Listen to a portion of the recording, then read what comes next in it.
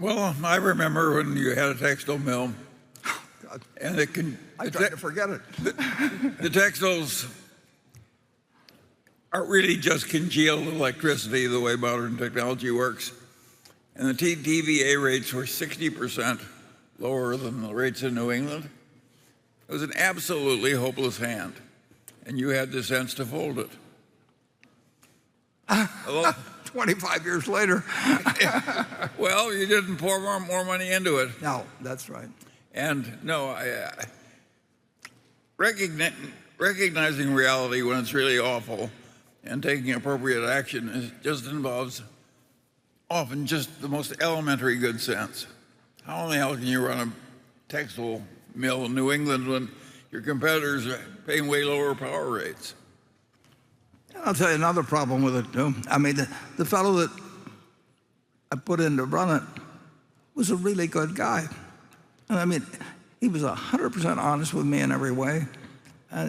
He was a decent human being, and he knew textiles.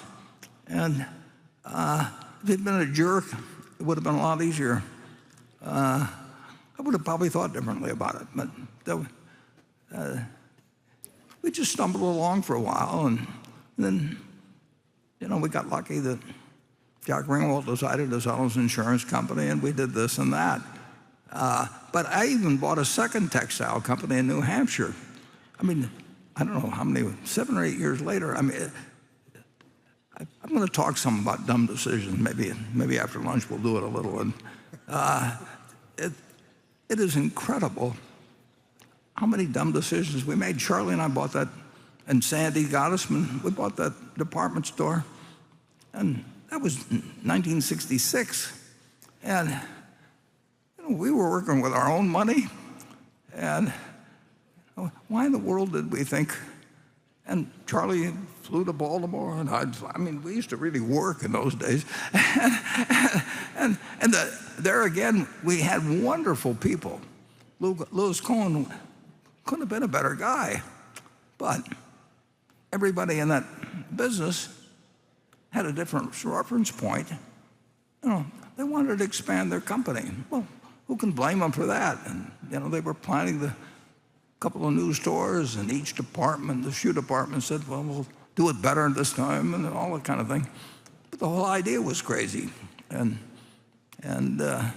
we got there for a little while, and we figured it out finally, and we reversed course. Yeah. But why the hell did we do it in the first place? Well, because we were stupid. Yeah, okay, well, that's important to realize. We paid $6 a share for that stock, and if the department store has succeeded, it might be worth $30 a share now, and it failed. So, but we did other things, and we merged it into Berkshire, and we'll talk about that a little later. And I don't know whether it's $150,000 a share now or something like that from the $6. So if it succeeded, we would have maybe made a few dollars, and because it failed, we made hundreds of thousands of dollars per share. But that's the way life is. You just keep going, and keep learning. That's the secret. Keep learning. Keep learning. Keep learning. And you can say, why would it take guys that long to learn?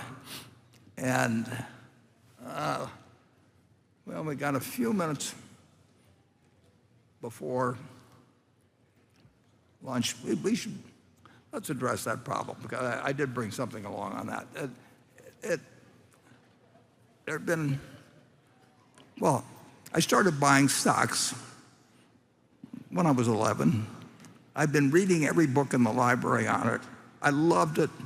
My dad, it was his business, and I'd get to go down to his office and I'd read the books down there, and I saved the money, and finally, by the time I was 11, I could buy a stock, and I could tell you at that time, I went to New York Stock Exchange when I was 9. My dad took us to New York, each kid to New York once, and he took me. I went to the New York Stock Exchange, and I was in awe of it. I could tell you how the specialist system worked and the odd lot arrangements, and I could tell you history of finance and all of these things. And then I got very interested in technical analysis and charted stocks and did all kinds of crazy things, hours and hours and hours, and saved money to buy other stocks and tried shorting and I just did everything. And then when I was either 19 or 20, and I can't remember exactly where I did it or something, I picked up a book someplace. It wasn't a textbook at school, but it was in Lincoln, Nebraska. And I looked at this book and I saw one paragraph, and it told me I'd been doing everything wrong. I just had the whole approach wrong. I thought I was in the business of trying to pick stocks that would go up, and in one paragraph, I saw that was totally foolish, and I left. I brought something that it's really interesting. Let's put up. What do we call this chart? I don't think we. Oh, here we are. Yeah. Let's put up illusion 1. Done. Yeah, there we have it. Now if you look at that, some people will see two faces. Some people will see a base. And some people will look a long time and only see two faces. But the mind flips from one side to another. And there's some name for it that they call it ambiguous illusions or something of the sort. There's other things that talk about aha moments or in the old comic strips with Popeye, Wimpy would have a little balloon over his head and the light bulb would go on. There's this point where all of a sudden you see something you haven't seen. Well, it took me, I had an illusion that I was looking at, we'll say in that one, two phases. Let's go to the one labeled 2. And if you're looking at it from one side, it looks like a rabbit, and if you look the other way, it looks like you're looking at a duck.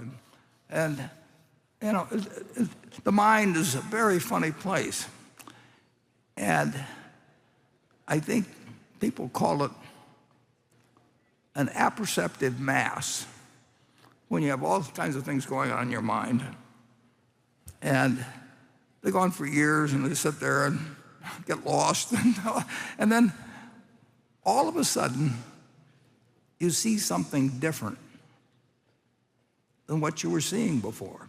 Now, and it took me in stocks, which I was intensely interested in. I had a decent IQ, and I was reading and thinking, and it was important to me to make some money on it. I had every motivation in the world. And then I read a paragraph, actually, in Chapter 8, I think it was, of The Intelligent Investor.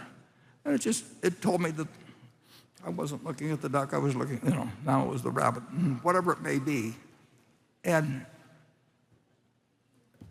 whether you call it a light bulb, whether you call it, a moment of truth, whatever it may be. And that happened to me in Lincoln. I mean, it changed my life. If I hadn't read that book, I don't know how long I would have gone on looking for head and shoulders formations and 200-day moving averages and the odd-lot ratios and a zillion things. And I love that kind of stuff, except it was the wrong stuff I was looking at. And I've had that happen, and Charlie's had it happen, I'm sure. It happens a few times in your life. And all of a sudden, you see something important that, why in the hell didn't I see this in the first place? Maybe it's a week ago, maybe it's a year ago, maybe it's 5 years ago, maybe it's learning how to get along with people. I mean, whether actually it's better to be, kind or not, or whether, they're just learning how to have if you want the world to love you, what you have to do, or what, it's, you know it when you see it, but you didn't see it for 10 years before. And I don't know whether Charlie's got some thoughts on that or not, but that's happened in a few situations in business where I've looked at a company for a decade, and then there's something that it just all gets rearranged in your mind, and you can say, well, why didn't I see this 5 years ago? But usually, I've had it happen a few times, obviously, and everybody here has, and just in different areas of their lives. And you think, how could I have been so stupid? Well, that's what Charlie's, when he was in the law practice, he had a partner, Roy Tolles, and every smart guy that would get in trouble, usually it was guys, and usually it was with women, and they'd come into the office and they'd look, down-faced and everything, and they'd say it seemed like a good idea at the time, I mean, and their lives unraveled, in many cases. So there is that apperceptive mass that's sitting in there inside somehow, and every now and then it produces some insight. It's better actually if it produces insight into your behavior than whether it produces insight to make money. I mean, and some people never get it, and they wonder why whether their kids hate them or whether there's nobody in the world that would give a damn whether they live or die. In fact, they prefer they die because then they've been courting them for their art collection or whatever it may be. It just, Charlie would say, just write your obituary and reverse engineer it, and not a crazy idea. Charlie, I don't know, what do you know about apperceptive masses, which are optical illusions? Well, I know that that's the way the brain works, and that it's easy to get it wrong. And part of the trick is to get so you correct your own mistakes. And we've done a lot of that. Yeah. Frequently way too late.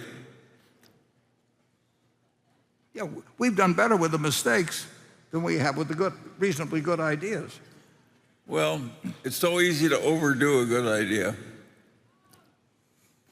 That's what's going on now. You have a lot of good ideas that are being grossly overdone.